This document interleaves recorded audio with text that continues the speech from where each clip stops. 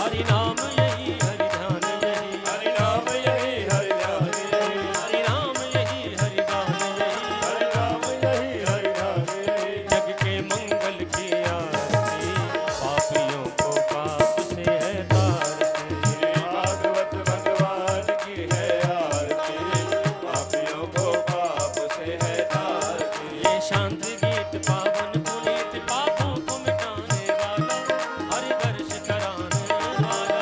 ये शांत गीत पावन पुनीत, पापों को मिटाने वाला, हरि दर्श कराने वाला।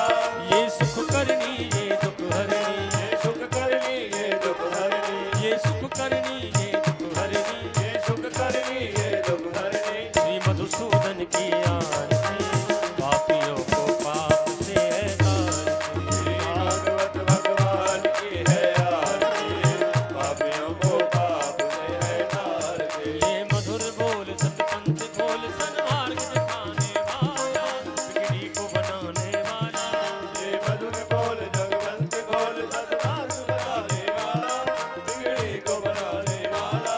श्री राम यही घनश्याम यही, श्री राम यही घनश्याम यही, श्री राम यही घनश्याम यही, श्री राम यही घनश्याम यही। प्रभु की महिमा की आरती, पापियों को पाप से है तारती। भागवत भगवान की है आरती, पापियों को पाप से है तारती। श्री भागवत भगवान की है आरती, पापियों को पाप से, पापियों को पाप से है, पापियों को पाप से है।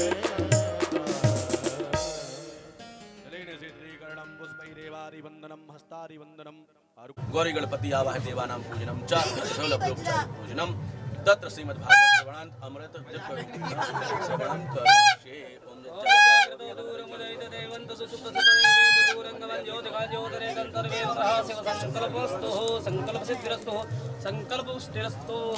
ओम नमः परमात्मने पुराण पुरुषोत्तमाय नमः।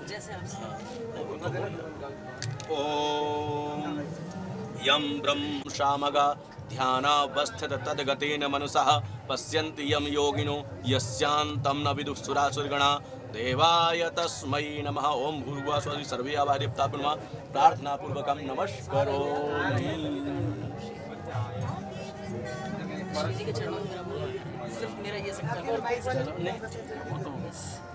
मैं जाऊं समस्त हाँ पापा थोड़े से पैसे और लायो, इन दोनों को पैसे दे देना मुझे। आप उठिएगा नहीं? वहाँ पर तो उनकी होगी पूजा, उठ सकते आसन के नीचे जल डालिए पहले। शुक्र क्या इधर शक्कर आए ना वहाँ शक्कर आए। श्री जी के चरणों में हाँ अब आप भी डालिए, माता जी आप भी लीजिए।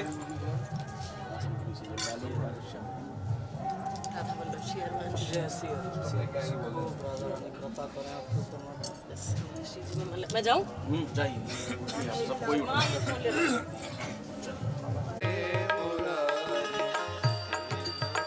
नारायण वासुदेव, हे नाथ नारायण वासुदेव, हे नाथ नारायण वासुदेव, हे नाथ नारायण वासुदेव, हे नाथ नारायण वासुदेव, हे नाथ नारायण वासुदेव।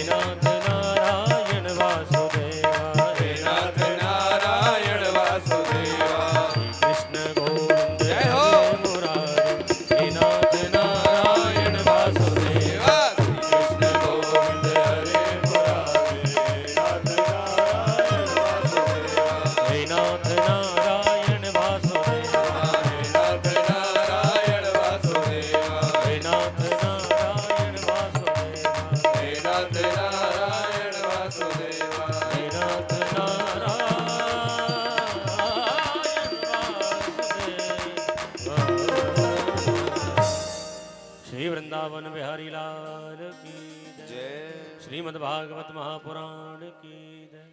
जय जय श्री राधे। पूर्ण ब्रह्म परम पिता परम परखलेश्वर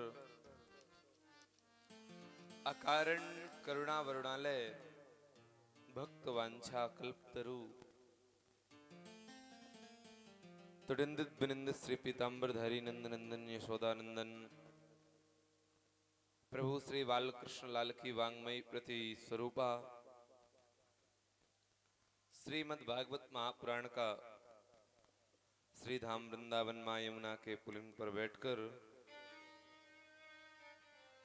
सुदूर क्षेत्रों से आए हुए समस्त भक्तगण,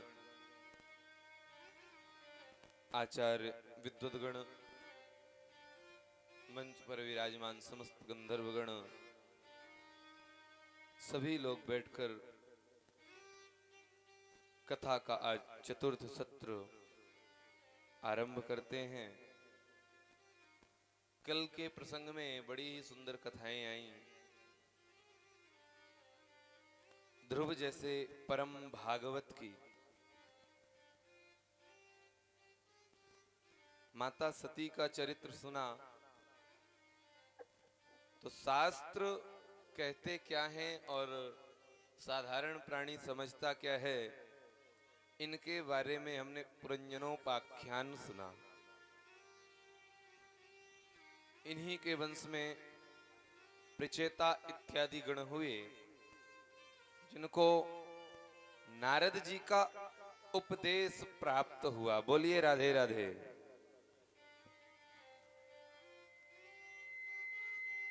प्रचेताओं ने भगवान से पूछा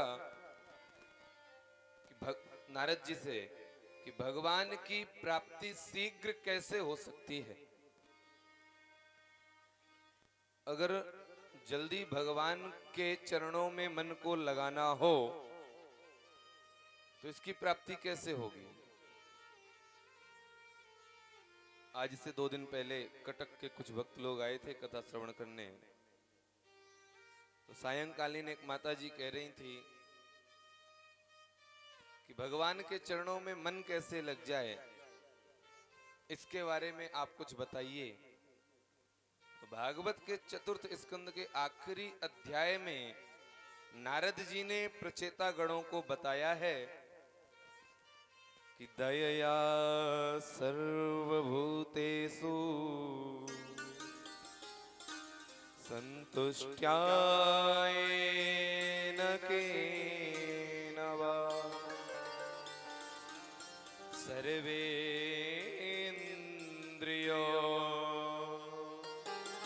पसन्त्या च तुष्यत्यासु जनार्दन। अर्थात भगवान को पाना है तो जितने भी जीव हैं सभी जीवों पर दयया सर्वभूतेषु, सभी पर दया करना प्रारंभ कर दो। एक छोटी सी चींटी भी अगर सामने चलते हुए दिख जाए तो प्रयास यही करना चाहिए कि ये हमसे जीवित बच जाए। संतुष्ट्या एन केन वा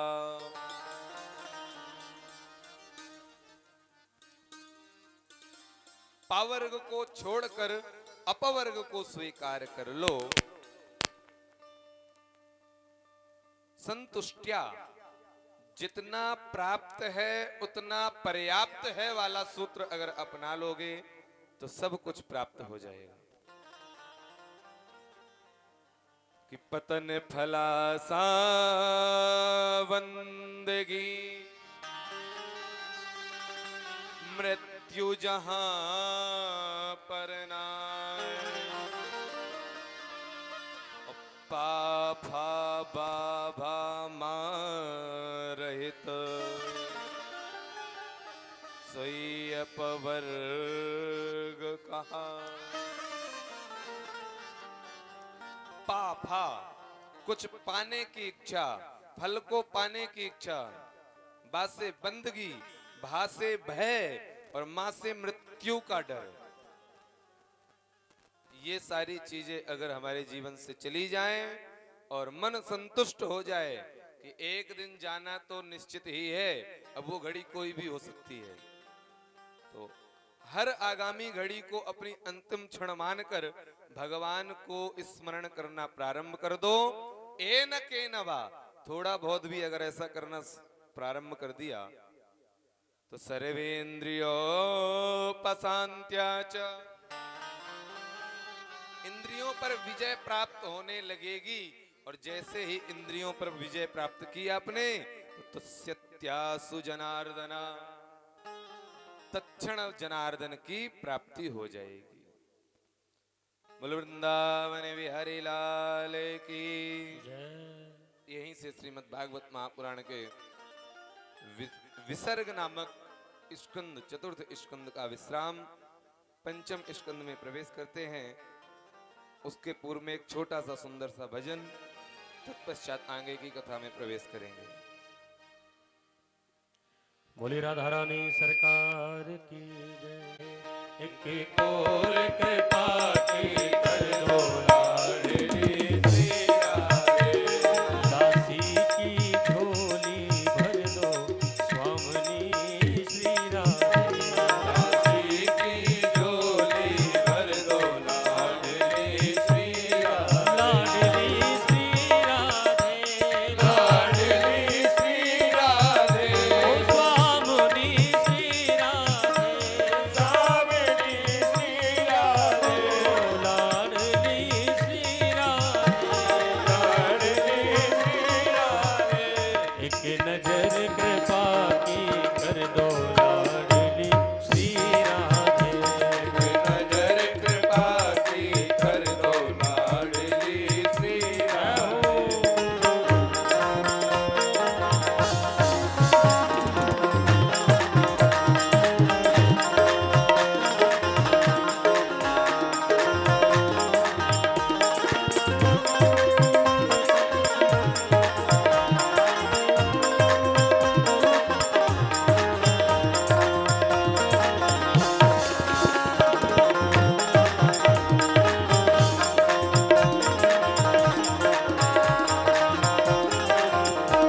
मैं तो राधा श्री राधा सदा ही रटूं, मैं तो राधा श्री राधा सदा ही रटूं, कभी द्वारे से लाडली के ना हटूं, कभी द्वारे से लाडली के ना हटूं, ओ कभी द्वारे से लाडली के ना हटूं, कभी द्वारे से लाडली के ना हटूं, मेरे शीश कमल पग धर दो स्वामिनी श्री राधे, शीश कमल पग धर दो स्वामिनी श्री राधे, एक नजर कृपा की कर दो स्वामिनी श्री राधे, कृपा की कर दो स्वामिनी श्री राधे।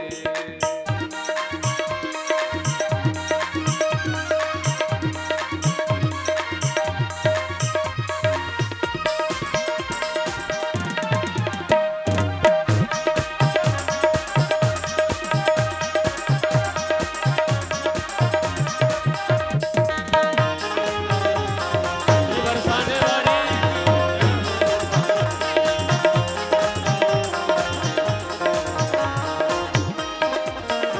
मेरी आस न टूटने पाए कभी, मेरी आस न टूटने पाए कभी, मेरी आस न टूटने पाए कभी, मेरी आस न टूटने पाए कभी, इसे तन से प्राण जाए कभी, इसे तन से प्राण न जाए कभी, मुझे निज दर्शन का भर दो लाडली श्री राधे, निज दर्शन का भर दो लाडली श्री राधे, एक और कृपा की कर दो लाडली श्री राधे, एक और कृपा की कर दो लाडली श्री राधे।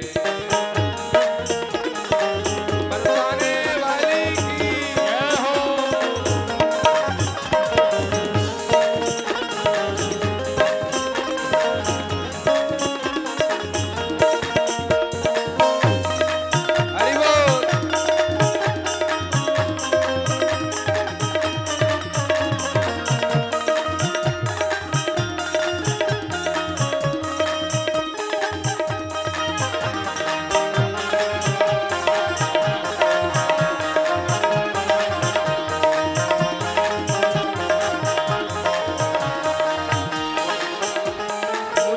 प्रीत की रीति सिखा दीजिए, प्रीत की रीति सिखा दीजिए। श्री राधा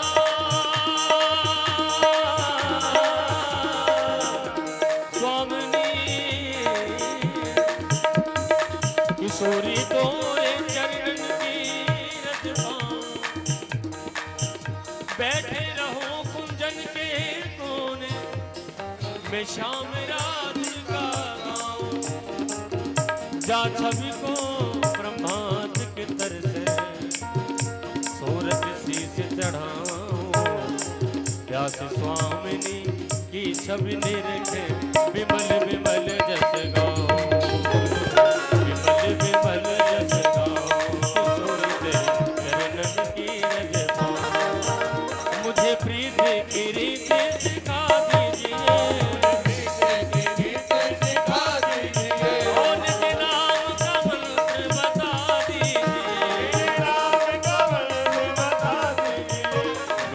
की व्यथा सब हर डोला रे श्री राधे, मेरे मन की व्यथा सब हर लोला रे श्री राधे।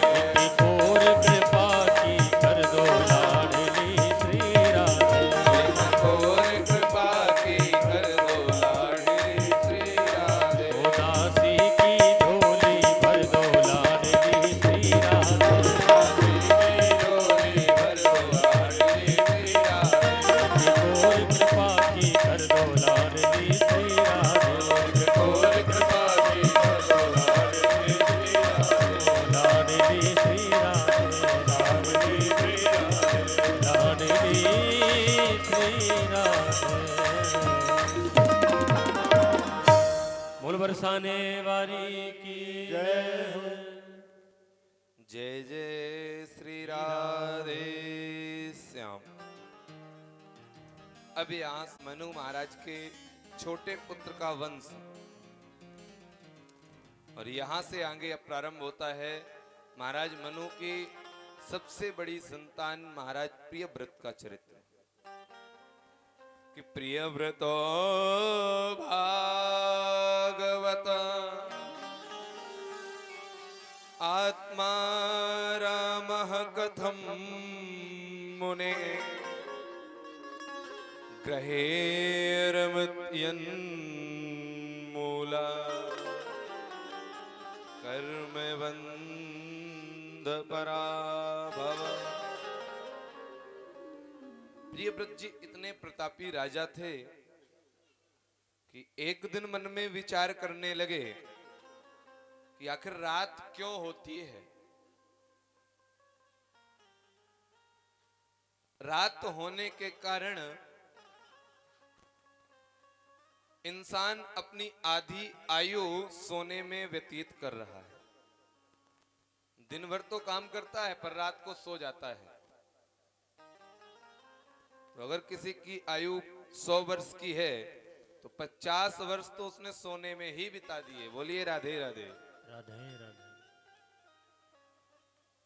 तो एक सूर्य के समान तेजोमय रथ लिया और सूर्य के विपरीत प्रदक्षिणा करना प्रारंभ कर दी इस पृथ्वी की।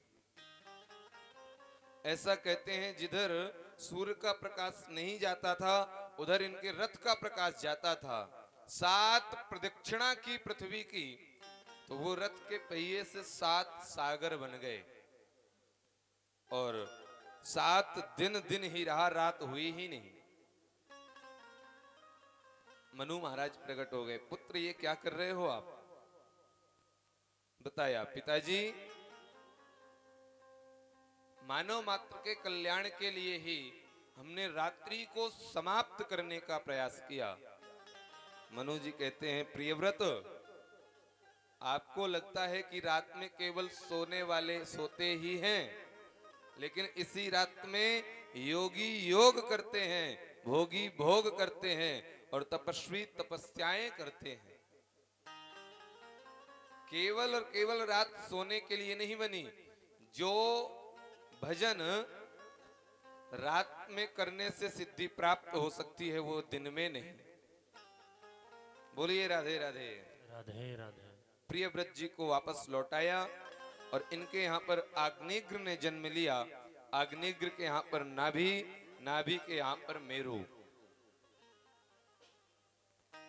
मेरु के यहाँ पर स्वयं नारायण भगवान ऋषभ अवतार में प्रकट होते हैं। बोले ऋषभदेव भगवान की। जो जैन धर्म के सबसे बड़े तीर्थंकर हैं वो हमारे ऋषभ भगवान नारायण भगवान के अवतार हैं। इन ऋषभ देव जी महाराज के यहाँ पर 100 पुत्र हुए। बड़े पुत्र का नाम था भरत। सभी को परमात्मा की प्राप्ति का उपदेश दिया कि पुत्रों, गुरुर न सस्यात् स्वजनो न सस्यात् पिता न सस्यात् जननी न सस्यात् दैवं न सस्यात् पतिश्च सस्यात् नमो चैत्यः समुपेत मृत्यो। बालकों को समझाया कि जिस देश में, जिस वेश में, परिवेश में रहो, लेकिन हर समय राधा रमण राधा रमण राधा रमण को। हर परिस्थिति में भगवान का भजन करो, और उस भजन में अगर कोई बाधा डाले तो चाहे वो गुरुर न सस्यात्, गुरु ही क्यों ना हो, छोड़ दो ऐसे गुरु को। मैं नहीं कह रहा, ऋषभ देव जी कह रहे हैं, भगवान। स्वजनो न सस्यात्, परिवार, स्वजन, परिवार से कोई भी हो, अगर भगवान के भजन में बाधा देता है उसको वहीं पर छोड़ देना चाहिए।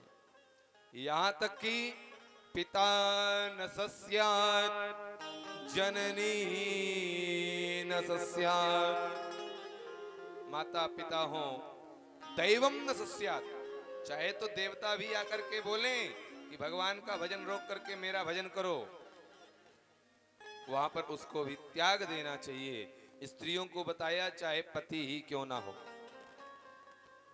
ऐसा उपदेश दे करके ऋषभ देव जी महाराज वन को चले गए।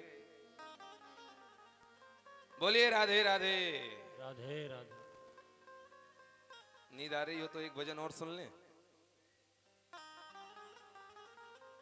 समय कम है और जन्मोत्सव तक पहुंचना है। आज 11 बजे तक समस्त कथाओं को विश्राम करके फिर 1 घंटे का नंदोत्सव का आनंद लेंगे। तो अगर नींद आ रही हो तो एक भजन और कर लें, कोई कथा छोटी कर लेंगे। बोलिए राधे राधे। राधे राधे। तो ऋषभ देव जी महाराज वन को चले गए भजन करने। परमहंस की स्थिति में पहुंच गए। सारे वस्त्र त्याग दिए और जंगल में रहने लगे। वहीं पर मलमूत्र त्याग देते हैं, वहीं भोजन कर लेते हैं, वहीं पर विश्राम भी कर लेते हैं। लेकिन उनके इधर वन से आई हुई हवा जब गांव की तरफ जाती है तो एक दिव्य सुगंध की अनुभूति होती है। इनके स्वरूप को देखा अरहण नामक राजा ने, स्वरूप का अनुकरण कर लिया अरहण ने, और वो भी वस्त्र को त्याग करके निर्वस्त्र होकर के साधु बन गया। तो वहां से ये निर्वस्त्र होने वाले साधुओं की प्रथा प्रारंभ हो गई, जो आज जैन धर्म के रूप में स्थित है। अर्थात शास्त्र कहते हैं कि ये जो जैन धर्म है वैष्णव धर्म से ही निकला हुआ है। प्रत्येक धर्म की उत्पत्ति की गाथा कहीं ना कहीं मिल जाएगी, लेकिन हमारा वैष्णव धर्म अनादि कालों से चला आ रहा है। इसकी उत्पत्ति की कोई गाथा ही नहीं मिल पाएगी। बोलिए राधे राधे। राधे राधे। भरत जी महाराज को राजा बना करके गए। इन भरत जी के यहाँ पर 4 पुत्र हुए।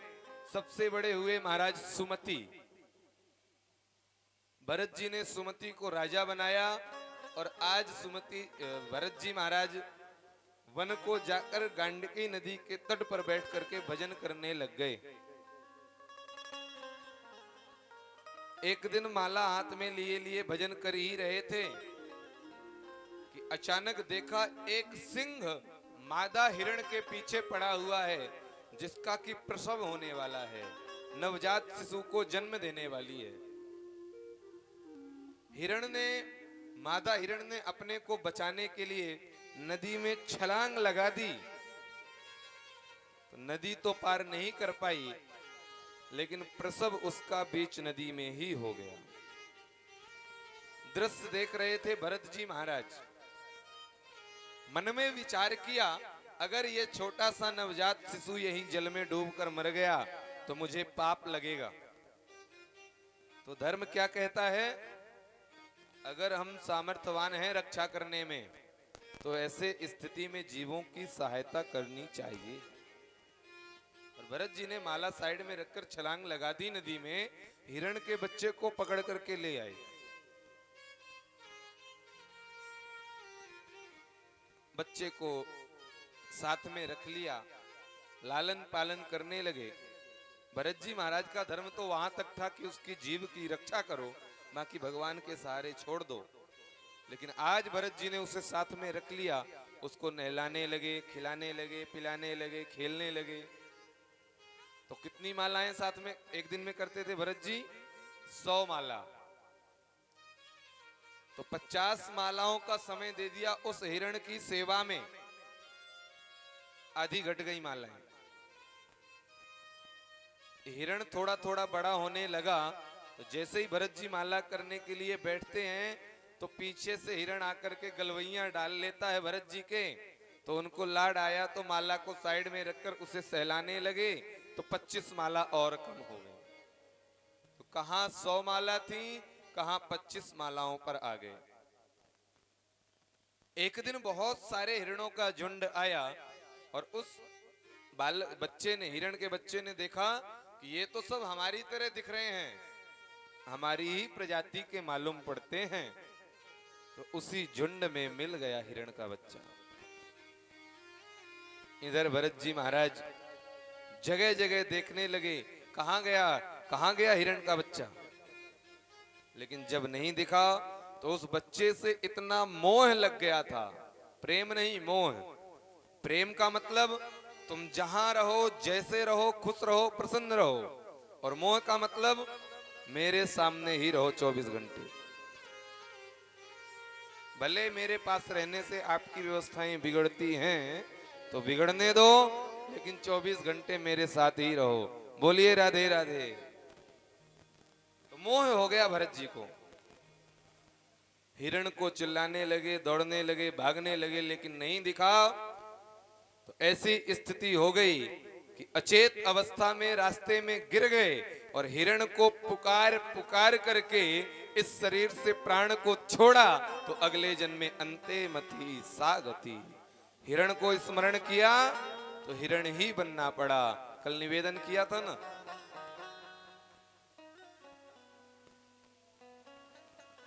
हिरण के स्वरूप में भरत जी आए और उसी नदी के तट में रहे। लेकिन भगवान की इतनी विशेष कृपा हो गई कि इन्होंने पूर्व जन्म में भजन किया था तो कुछ विस्मरण नहीं हुआ, सब याद रहा। और इस बार तो अब हिरणों के झुंड में नहीं जाते, बोले अब खाई सो खाई, आगे खाई सो राम दुआई। एक बार तो बिगड़ गया जीवन, अब इस बार नहीं बिगाड़ना। तो संतों के मध्य में बैठकर सत्संग सुनते हैं और झुंड से अलग रह करके नदी के तट में भगवान का भजन करते रहते हैं। कालांतर में हिरण के शरीर से इनको मोक्ष मिला और पुनः इनका एक ब्राह्मण के घर में जन्म हुआ। 4 भाई थे ये। जिस ब्राह्मण के घर में जन्म हुआ वहां पर इनका नाम पुनः से तीसरे जन्म में भी भरत रखा गया। बोलिए राधे राधे। राधे राधे। भरत जी महाराज मन में विचार करने लगे कि अगर मैं इस संसार में वापस फंस गया तो ये जन्म भी हमारा बिगड़ जाएगा। तो पिताजी करते हैं पांडित्य कर्म, पौरोहित का कार्य करते हैं भरत जी के पिताजी। ये तीसरे जन्म में बने हैं भरत वापस। तो एक दिन पास में बिठाया और कहा कि जो मेरे यजमानी हैं वहां तुम जाकर के पूजा किया करना, आओ मंत्र याद दिला दूं, करवा दूं। तो गायत्री मंत्र याद करवा दिया, पढ़ा दिया। और 24 अक्षर के गायत्री मंत्र को 24 दिन बाद पिताजी ने पूछा तो भरत जी कुछ बोल ही नहीं पाए, चुप रहे। भरत जी वेद वेदांतों के प्रकांड विद्वान हैं, लेकिन अगर आज मैंने इनको 24 अक्षर का गायत्री मंत्र सुनाया तो कल ये हमें संध्या वंदन सिखा देंगे, परसों गौरी गणेश का पूजन सिखा देंगे और आगे चल करके कहेंगे जाओ शादी विवाह करो। बोलिए राधे राधे। राधे राधे। तो इस संसार में फंसने से अच्छा है कि मूक हो जाओ ओम। और कुछ बताया ही नहीं तो पिताजी को गुस्सा आया कि 24 अक्षर का मंत्र आज 24 दिन में तू नहीं सुना पाया, तेरी बुद्धि जड़ है क्या? तो नाम पड़ गया जड़ भरत। बोले भरत जी महाराज की। माता पिता जब तक रहे तब तक तो इनकी बढ़िया सेवा होती रही। माता पिता भगवान के धाम को गए, अब बची भाभियां। तो इनको भरत जी महाराज को बेचारे को सूखी रोटी नमक के साथ दे देती हैं और अपने पति को खूब चकाचक बादाम का हलवा बना के खिला रही हैं। अब भाई जो घर के किसी कार्य का नहीं होता उसको एक कार्य में नियुक्त कर दिया जाता है और वो है कृषि कार्य हेतु, खेती के काम के लिए। तो भरत जी को कह दिया कि आप सुबह ये रोटी खा करके खेत में बैठा करो। और सारी भाभियां मन में चिंतित होने लगी कि इसको तो मैं सूखी रोटी देती हूं तो ये हट्टा कट्टा हो रहा है और घर का सारा सामान खत्म हो जाता है, इतना सुंदर सुंदर भोजन खिलाती हूं, हमारे पति सब 1.5 हड्डी के हो रहे हैं। क्यों? क्योंकि प्रसन्न हासा ऋण लोचनाय। भरत जी महाराज प्रसन्न रहते हैं, चिंता नहीं चिंतन करते हैं। भरत जी को खेत में भेजा और कहा अभी हम बीज डाल के आए हैं, ध्यान देना चिड़िया दाना ना चुग जाएं। तो गांव में होता है ना, एक टीन का डब्बा लेकर के और खेत में बिठा देते हैं, पक्षी आए तो बजाओ उड़ जाते हैं, या नहीं तो फिर वो पुतला बना के खड़ा कर देते हैं। तो भरत जी महाराज स्वतः गए चिड़ियाओं को भगाने के लिए और जैसे ही चिड़िया आई दाना खाने तो और चिड़ियाओं को बुलाने लगे, आओ आओ बहुत सारा दाना पड़ा है, खा के जाओ।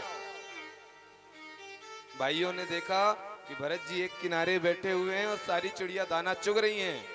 जोर से धक्का मारा, ये क्या कर रहे हो? मैंने रखवाली करने के लिए भेजा था, उजाड़ने के लिए नहीं। तो भरत जी बोल दिए दाना आपका है? नहीं। चिड़िया आपकी है? नहीं। ये सब राम जी का है। तो फिर तुम्हारे बाप का क्या जाता है? राम जी की चिड़िया राम जी का खेत, खाओ रे चिड़िया भर भर पेट। राम जी की चिड़िया राम जी को खेत, खाओ री चिड़िया भर भर पेट। राम जी की चिड़िया राम जी का खेत, खाओ रे चिड़िया भर भर पेट। राम जी की चिड़िया राम जी को खेत, खाओ री चिड़िया भर भर पेट। राम जी की चिड़िया राम जी को खेत, खाओ री चिड़िया भर भर पेट। राम जी की चिड़िया राम जी का खेत, खाओ रे चिड़िया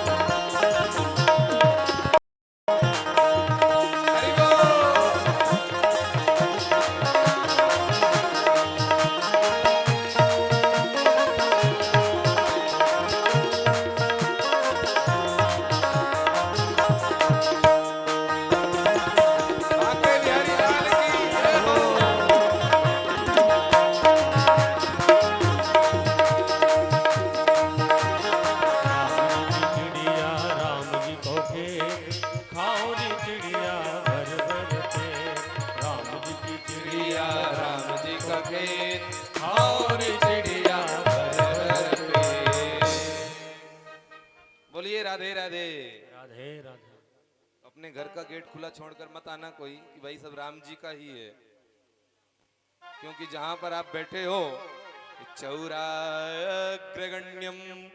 शरणम प्रपद्ये, चोरों का घर नहीं है, चोरों के बादशाह का घर है ये, इसलिए ध्यान दीजिएगा। बोलिए राधे राधे। राधे राधे। भरत जी महाराज को भाइयों ने कह दिया कि तू किसी काम का नहीं है, जा यहां से, घर से भाग जा। और आज जड़ भरत जी को घर से निकाला तो भरत जी मन में प्रसन्न हुए कि मैं तो यही चाह रहा था कि इस झंझट से कब छुटकारा मिलेगा। और आज जड़ भरत जी महाराज वन वन में घूमने लगे तो रहुगण नामक राजा की सवारी जा रही थी। 4 लोग पालकी में लगे थे, एक बीमार हो गया तो रहुगण से बताया महाराज ये एक बीमार हो गया है। बोले रास्ते में कोई हट्टा कट्टा दिखे तो उसको लगा लेना। तो जाते जाते महाराज जी के दर्शन हो गए, वन में विचरण करते हुए जड़ भरत जी के पकड़ लिया, इधर आओ, और लगा दिया कंधे में पालकी रहुगण की।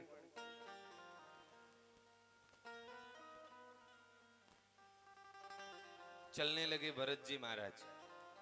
तो भरत जी तो परम संत हैं, चलते चलते चलते चलते आगे सामने चींटियों की लाइन दिखाई दी।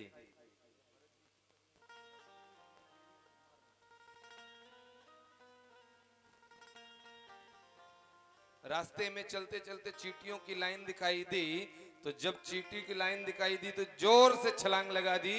तो नीचे पालकी वाले ने छलांग लगाई तो ऊपर रहुगण के सर में धड़ाम। अब भाई नीचे पालकी वाला जब उछलता कूदता हुआ चलेगा तो ऊपर बैठे वाले की क्या स्थिति होगी। बोलिए राधे राधे। राधे राधे। भरत जी ने आवाज, रहुगण ने आवाज लगाई, किसको नीचे लगाया है,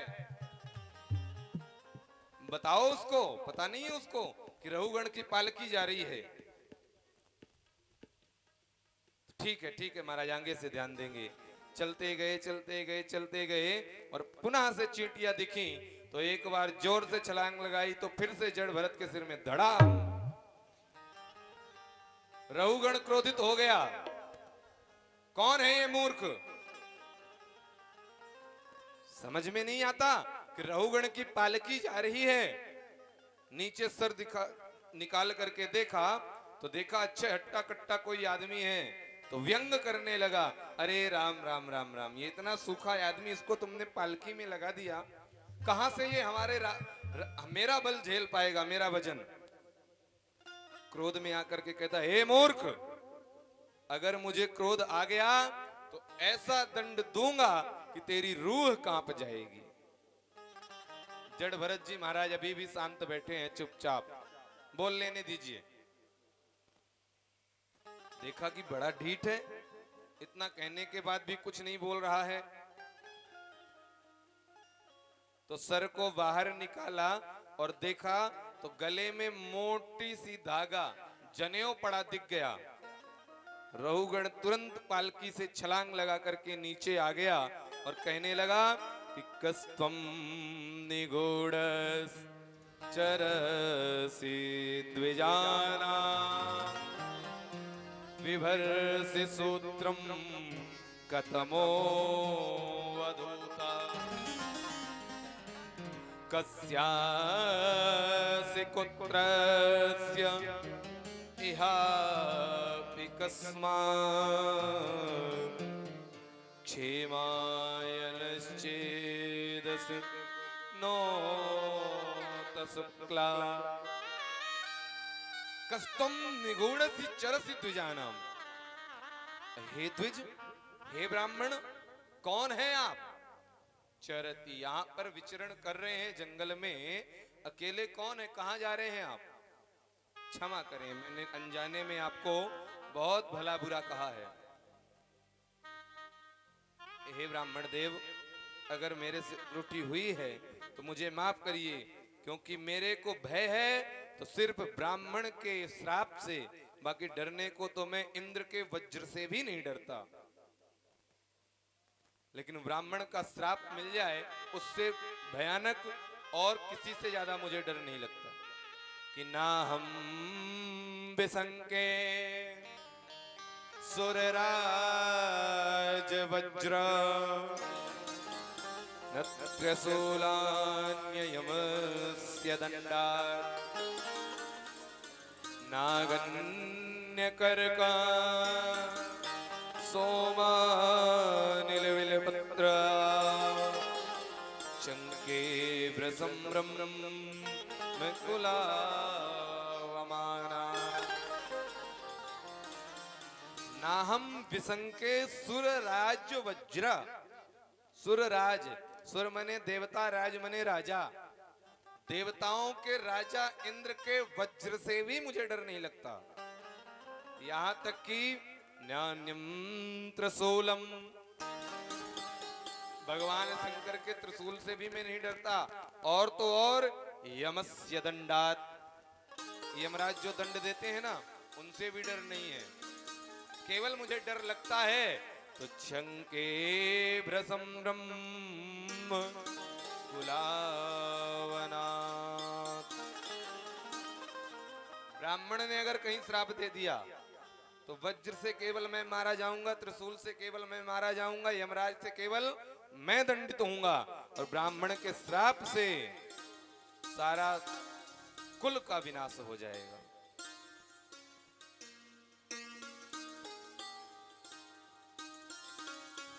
इसलिए मेरे से जो भी भूल हुई हो क्षमा करें और हमारे ऊपर कृपा करें महाराज। तो महाराज भट्ट जड़ भरत जी सोचते हैं कि अगर आज मैं नहीं बोला और इस रहुगण का उद्धार नहीं हुआ तो कालांतर में लोग कहेंगे कि जिसकी पालकी को जड़ भरत जी ने रखा उसका भी कल्याण नहीं हुआ। तो बोल पड़े जड़ भरत जी, हे मूर्ख राजा, बात तो तुम बहुत ज्ञान की करते हो लेकिन हो एक नंबर के मूर्ख। ज्ञान की बात क्यों करता है? क्योंकि सत्संग में जाकर के बैठता है राजा। तुम मुझे क्या दंड दोगे? आत्मा को कभी कोई दंड दे पाया है क्या? कि नयनम चंद्रन्ति शस्त्राणि नयनम दहत पावका। जिस आत्मा को कोई जला नहीं सकता, कोई काट नहीं सकता, कोई मार नहीं सकता, तुम उसे कह रहे हो कि मैं तुमको ऐसा दंड दूंगा कि रूह कांप जाएगी। इत्यादि इत्यादि जड़ भरत जी ने रहुगण को उपदेश दिया। रहुगण ने चरणों में प्रणाम किया। यहां से एक दिन बलि के लिए कुछ दैत्यों ने नर बलि चढ़ाने का संकल्प लिया तो जंगल में घूमते हुए जड़ भरत जी महाराज दिख गए। जड़ भरत जी को लेकर के गए, स्नान ध्यान करवाया और बलि के लिए जैसे ही गर्दन नीचे करी तो जड़ भरत जी महाराज बड़े प्रेम से झुक गए कि वाह रे शरीर, आज तेरे को स्नान भी कराया, खाना भी खिलाया और इतना करने के बाद अब तेरी गर्दन भी काटी जाएगी। तो जैसी हरी इच्छा माँ जगत जननी देख रही है, ऐसे भोले संत को ये दुष्ट मेरे सामने बलि चढ़ाने जा रहे हैं, काटने जा रहे हैं। कल मैंने निवेदन किया बलि काट के नहीं चढ़ाई जाती, समर्पित करके दी जाती है। तो आज माँ काली ने भी उसका खंडन किया। उस भयंकर मूर्ति से एक दिव्य आवाज प्रकट हुई और फाड़ करके मूर्ति को प्रकट हो गई काली माता। बोले जगत जननी माता की। और उस दैत्य से खड्ग को छुड़ाकर समस्त दैत्यों का संहार कर दिया और जड़ भरत जी महाराज को आशीर्वाद दिया कि आप यहाँ से जाओ, आपको भगवत चरणारविंद की प्राप्ति होगी। बोले भक्त वत्सल भगवान की। इसी में आगे भवाटवी के भटकाओं का एवं 14 लोकों का, समस्त मनवंतरों इत्यादियों की कथाएं आती हैं विस्तार से। और इसी स्कंद के अंत में शिशुमार चक्र इत्यादि के बाद 28 प्रकार के नरकों का वर्णन किया। 28 प्रकार के नरकों का वर्णन बताया कि जो अपने घर में मेहमान आए हुए होते हैं उनसे पहले अगर कोई भोजन कर ले या फिर उनके प्रति राग द्वेष रखे मेहमानों के प्रति तो उसको लोलो भक्ष नामक नरक की प्राप्ति होती है। गुरु पत्नी के साथ गमन करने वाले को तामस नामक नरक की प्राप्ति होती है। वैतरणी, कुंभी पाक इत्यादि इत्यादि 28 नरकों का जब वर्णन किया तो परीक्षित जी महाराज कांप गए नरकों का वर्णन सुनकर। नरक कहां है ये? बताते हैं इस पृथ्वी से दक्षिण दिशा में 99,000 योजन की दूरी में यमपुरी बसी है, जहां तक की यात्रा तय करने में 28 प्रकार के नरक आते हैं। तो परीक्षित ने प्रश्न किया कि हे सुखदेव भगवान, अगर मानव से कोई त्रुटि हो जाए, कोई पाप हो जाए, तो क्या इसका उपाय नहीं है कि इन नरकों से बचा जा सके? तो कहते हैं जरूर है। कपड़ा जब गंदा होता है तो उसको अगर आप समय समय पर धुलते रहोगे तो वो साफ रहेगा, और अगर पहनते जाओगे पहनते जाओगे पहनते जाओगे, गुटखे के दाग पड़ जाएंगे, चाय के दाग पड़ जाएंगे, तो उसको धोबी के यहाँ देना ही पड़ेगा। और जब धोबी के यहाँ जाएगा तो उसकी अच्छी कड़ी धुलाई होगी। तो अगर धोबी के यहाँ जाने से बचना चाहते हो तो राम नाम की साबुन से समय समय में ये अपने पाप रूपी दागों को छुटाते चलो।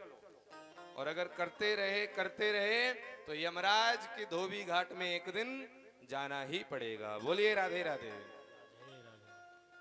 इतिहास पूछा तो बताते हैं कि एक ऐसा ही वृत्तांत आता है भागवत के 6वें स्कंद के 1 अध्याय में कि केचित केवलया भक्त्या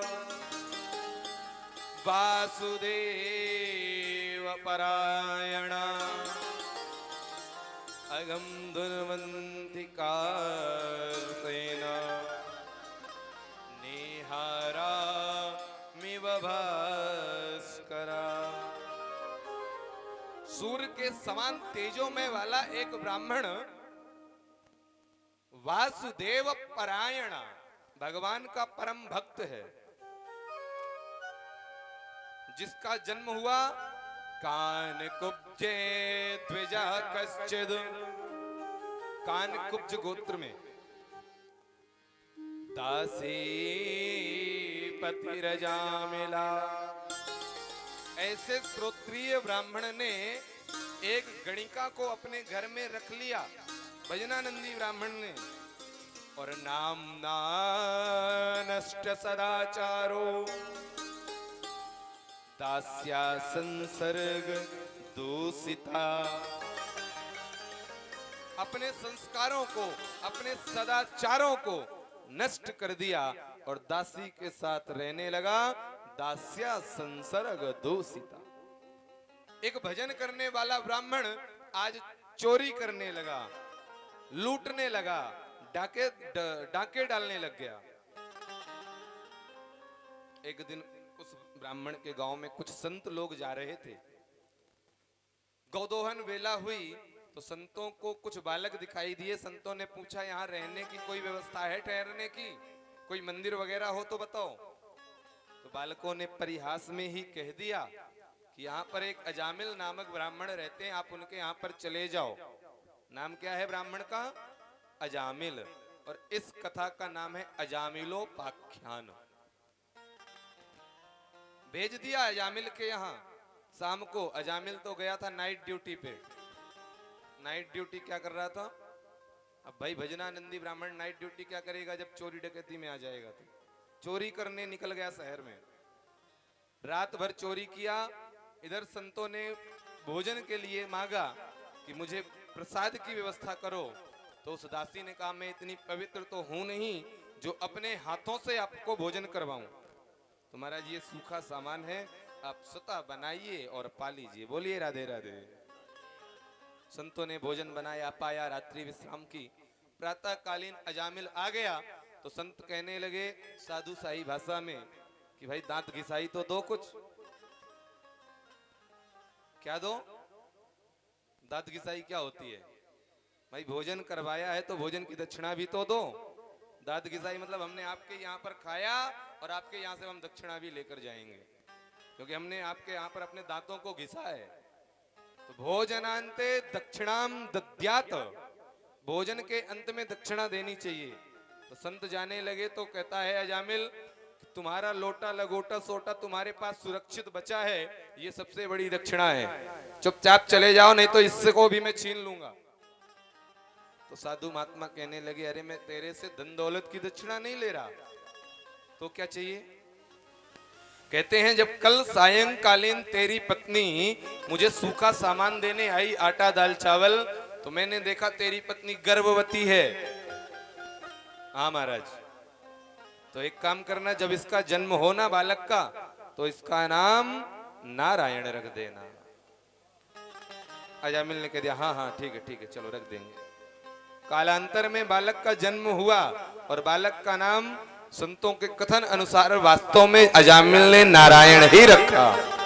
और एक दिन अजामिल का अंतिम समय आया, बिस्तर में लेटा था, तो यमराज ने यमदूतों को भेज दिया, जाओ जाकर के अजामिल को पकड़ के लाओ। तो जैसे ही अपनी चाप मारने लग गए अजामिल को, अजामिल तड़पने लगा, तो देखता है कोई बचाने के लिए नहीं है मेरे पास। सामने उसका वही सबसे छोटा वाला बच्चा खेल रहा था कि दूरे क्रीडन का सक्तम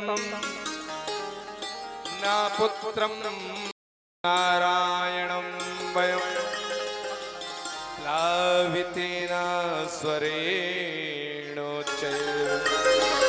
जुहावा कुलेन्द्रिया।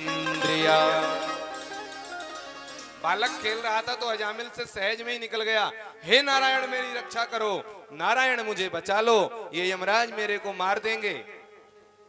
तो उसी समय 4 पार्षद प्रकट हो गए भगवान के। बोले भक्तवत्सल भगवान की जय। 4 पार्षद आए तो यमदूतों ने कहा, क्यों रे तुम 4 चमकीले कहां से चले आए? तो नारायण भगवान के पार्षद कहने लगे, हमारी तो छोड़ो, तुम काले कलूटे कहां से किस लिए काहे को आए हो इसके पास? तो यमदूत कहने लगे, हम यम के दूत हैं और इसे हमको लेकर के जाना है। पार्षद कहने लगे, हम भगवान के पार्षद हैं, हमको नारायण भगवान ने भेजा है। डांट करके यमदूतों को भगा दिया। आपस में दोनों बात कर रहे हैं, ये अजामिल लेटा लेटा सब देख रहा है। यमदूतों ने कहा कि ये पापी है, निकृष्ट है, दुराचारी है, इसको तो यमलोक जाना चाहिए। तो पार्षद कह रहे हैं, अभी क्या सुन रहे हो तुम? वो मेरे भगवान का नाम ले रहा है, नारायण मेरी रक्षा करो। यमदूत कहते, नारायण वो आपके भगवान को नहीं, नारायण वो उसका बालक खेल रहा उसको बुला रहा है। पार्षदों ने कहा, सुनो, इसका बालक अभी कल जन्म लिया है और हमारा नारायण तो नरम अग्रे अयनम, अर्थात नर में जिसका स्थान प्रारंभ से रहा हो जल में, उसका नाम नारायण। जब सृष्टि नहीं थी तब से हमारा नारायण है। तो पुराना नाम किसका हुआ? भगवान का। जब हम हैं तब भी भगवान का नाम है, जब नहीं होंगे तब भी भगवान का नाम होगा, और जब नहीं थे तब भी भगवान का नाम था। तो अपने बालक का नहीं, हमारे नारायण का नाम ले रहा है। लौट गए यमदूत और जाकर के जो भी चाबुक पास था यमराज का सब फेंक दिया। बोला, हमें नहीं करना आपके यहाँ पर नौकरी। क्या हो गया भाई? बोले, जिसको देखो वही डांट करके भगा देता है, यमदूतों की कोई इज्जत ही नहीं है। मैं उसको लेने गया अजामिल को, तो वो 4 नारायण के पार्षद आए और उन्होंने मुझे भगा दिया। क्या हुआ भाई? बोले, साकेत्यम परिहायस्यम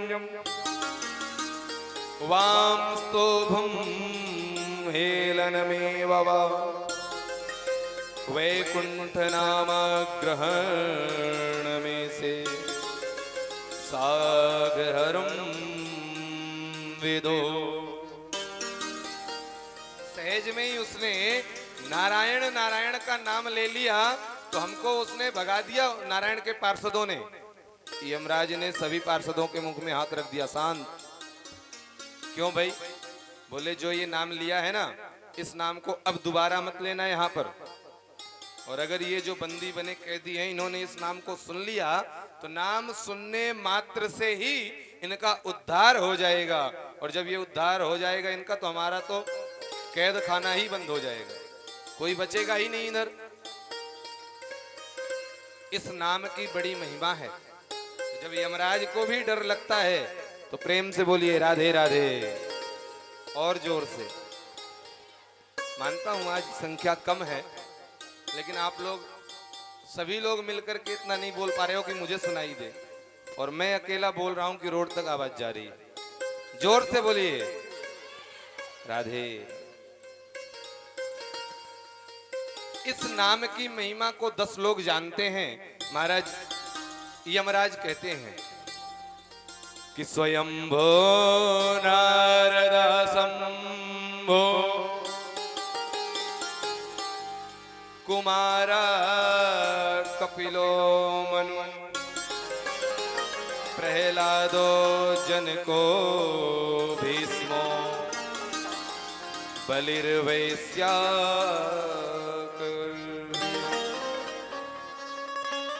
10 परम भागवत हुए हैं।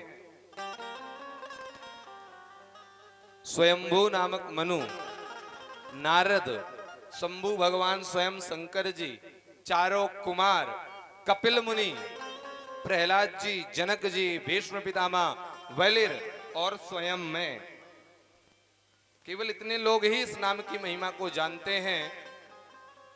तो इसलिए जो भी इन नामों को लेता है उनको कभी लेकर नहीं आना। तो यमदूत कहने लगे लेके किसको आना, आप हमें ये बता दो, और किसको छोड़ करके आना है।